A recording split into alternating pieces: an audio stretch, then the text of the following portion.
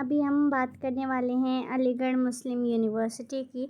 अलीगढ़ मुस्लिम university में 11th का result आ गया है, डिप्लोमा ऑफ इंजीनियरिंग का रिज़ल्ट आ गया है और बीटेक का रिज़ल्ट आ गया है। तो हम उसमें ना काउंसलिंग होती है, उसके बारे में बात करेंगे। पर उससे पहले यहाँ पे आप देख रहे होंगे user manual for online registration, choice filling and admission session 21-22।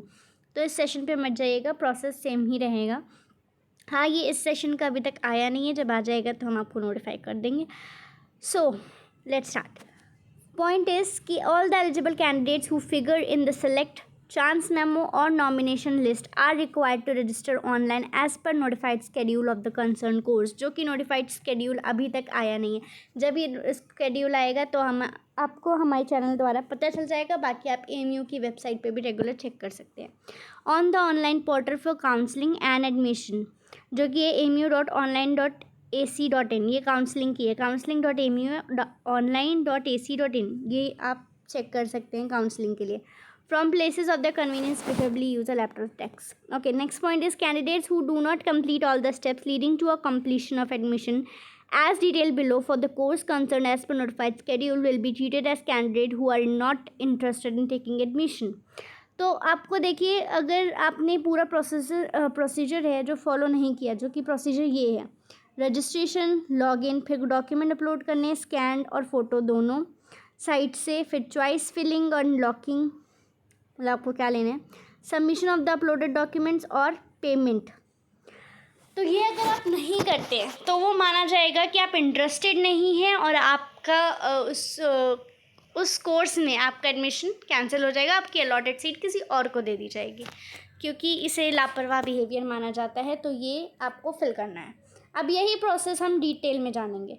तो डिटेल में क्या होता है कि पहले हमें इस तरह का आइकन आता है, जब आप AMU की फॉर्म फिल करते हैं तो पहले आपको रजिस्ट्रेशन करना होता है। जब आप रजिस्ट्रेशन करते हैं तो वो आपसे कुछ चीज़ें मांगता है, जैसे कि आपका नाम, phone number, email address, father's name, mother's name, और ईमेल एड्रेस है तो पासवर्ड भी मांगेगा। कैप्चा टाइप करके आपको रजिस्ट्रेशन कर देना है। उसके बाद जब रजिस्ट्रेशन हो जाएगा तो यहाँ पे आता है ये लॉगिन वाला पार्ट। लॉगिन में क्या होगा, वैसे ये डिटेल जब होगी तो हम आपको ऑलरेडी प्रैक्टिकल करके दिखाएंगे, बट इन केस हम अभी आपको बता रहे हैं ताकि आप इस चीज़ के लिए प्रिपेयर्ड रहें। अगर आपके डॉक्यूमेंट्स नहीं है तो आप प्रिपेयर कर लें।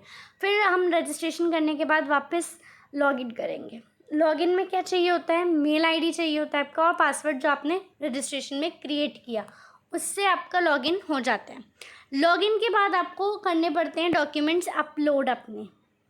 कुछ इस तरह का लॉगिन आता है, देख सकते हैं आप, ये लॉगिन है, ठीक है।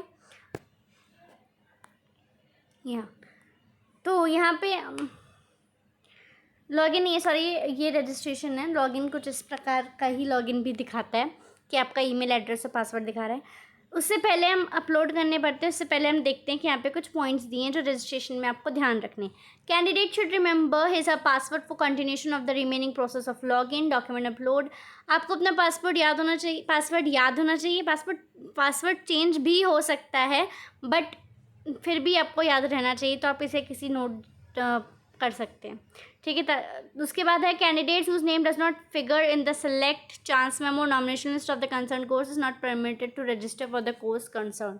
अगर आपका सेलेक्टेड चांस मेमो या नॉमिनेशन लिस्ट या फिर कैटेगरी वाइज लिस्ट में नहीं आया है, कैटेगरी लिस्ट में नाम नहीं आया है, तो आप इसका रजिस्ट्रेशन ना करें। Candidate whose name figures in the select chance memo list of more than one course of study need not register separately for each course of study. Such candidates can log in through their already registered account for all courses of study where they have been shortlisted for counseling or admission.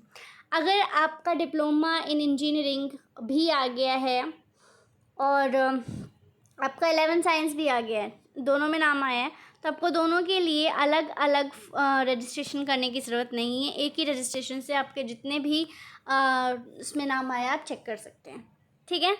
तो यहाँ पे उसकी इस process के बाद ये हो गया रजिस्ट्रेशन और लॉगिन का प्रोसेस। उसके बाद आता है डॉक्यूमेंट अपलोड करने का प्रोसेस, जो कि आपको स्कैन्ड डॉक्यूमेंट चाहिए होते हैं, दोनों तरफ के, आगे के भी पीछे के भी।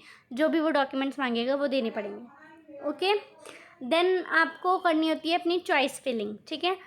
चॉइस फिलिंग मतलब आप ले क्या रहे हो, ठीक है। उसके बाद जो है ये है डॉक्यूमेंट्स में कुछ बात नोट करने वाली बात है इम्पॉर्टेंट, आप इसको ज़रूर देखें। Candidate is mandatory required to upload the following color scanned copies, both side if back side is not blank.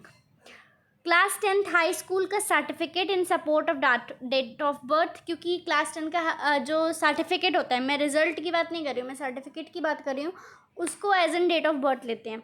Marksheet of all examination passed up to the qualifying examination for the concern course of study. मतलब diploma engineering के लिए आपको जितने भी marksheets चाहिए होंगे पास होने के लिए, वो सब आपने पास किए हों, उन सब की मार्कशीट लगेगी.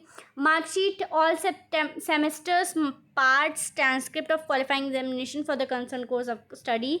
स्पेशल कैटेगरी सर्टिफिकेट अगर कोई है. ठीक है, इसके आगे अगर हम चलें तो यहाँ पे कुछ एक्सप्लेनेशन दिया हुआ है. A candidate shortlisted for a post graduate level course like MBA will be required to submit all marksheets up to graduation. Similarly, a candidate shortlisted for UG course यानी undergraduate level course like BA will be required to submit all mark sheets up to 12th. तो आपको पता है कि अब आपका diploma PG diploma में आए या डिप्लोमा में आए, UG डिप्लोमा में आए, आपको किस में भरना है. ठीक है, आपको पता है कि आपको कितना फिल करना है अपना डॉक्यूमेंट. ठीक, next is a candidate who has been shortlisted for counselling to a course of study under special category as claimed will have to upload relevant document suggesting his claim. ये तो मैंने आपको बता ही दिया कि अगर आपका कोई कैटेगरी डॉक्यूमेंट है तो आपने कैटेगरी में फिल किया है तो आपको डॉक्यूमेंट देना पड़ेगा. Okay, then it's come the candidate में also upload the following colour scan copies of both sides. अगर दूसरी साइड ब्लैंक नहीं है तो क्या क्या चाहिए? माइग्रेशन सर्टिफिकेट, मार्कशीट, ठीक है, और नो ऑब्जेक्शन सर्टिफिकेट. ठीक है, then any other relevant document जैसे कि GAT certificate for admission to MTech programme.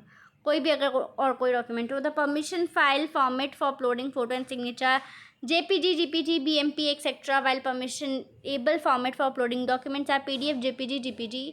तो आपको इसी में ही चाहिए. ठीक है, आप फोटो और सिग्नेचर JPG, JPEG और BMP में सबमिट कर सकते हैं, और जो आपको डॉक्यूमेंट सबमिट करने हैं वो आपको PDF, JPG और JPEG में ही सबमिट करने होंगे.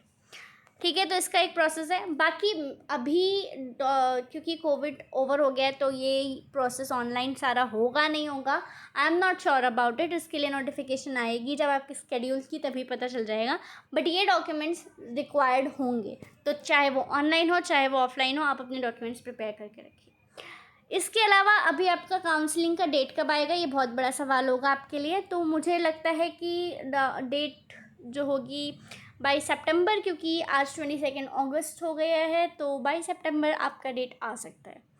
बट आपको क्या करना है, आपको इस AMU की इस वाली वेबसाइट पे कि नोटिस के लिए देखते रहना है कि नोटिस तो नहीं आया काउंसलिंग का. और काउंसलिंग वाली जो वेबसाइट है दैट इज़ counseling.amuonline.ac.in. वहाँ पे भी आपको जाके चेक करते रहना है. और बाकी जो भी हमने आपको डिटेल में थ्योरिटिकल चीज़ें समझाई हैं उसको हम प्रैक्टिकली भी समझाएंगे एक बार नोटिफिकेशन आने के बाद. बाकी आप अपने डॉक्यूमेंट्स रेडी रखें, और वेबसाइट्स और हम AMU की वेबसाइट और हमारे चैनल दोनों के साथ लिंक्ड रहें, और इसको नोटिफिकेशन सब्सक्राइब कर लें ताकि आपको नोटिफिकेशन मिलता रहे और आप जानकारी में टॉप रहें. That's it for the video. Thank you.